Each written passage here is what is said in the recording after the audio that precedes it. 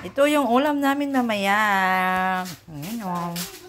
Pay-pay. Mura lang po dito sa Birik. Yung husband ko, yung magluluto. At nagpakulo na kami dito ng Sprite. Ito be? Na may sibuyas at bawang. At ito pa yung isa. Mataba. Ayan o. Mura lang. Buhay na buhay. Ang taba talaga. Ayan pa o.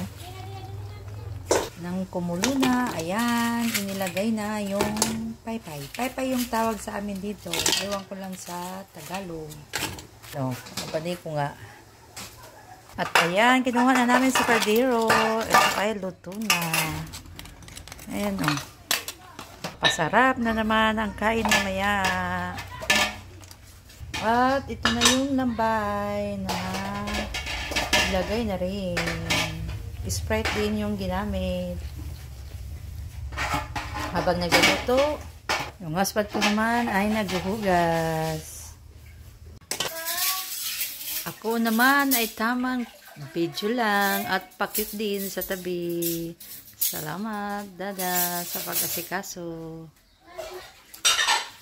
Oh, diba? Tamang pakit lang sa upuan. Naghihintay na maluto yung ulam para mamayang gabi. Ayan, ito na at pinag-isa na lang sa lagayan. Ayan o.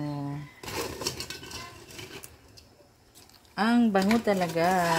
Amoy pa lang ulam na.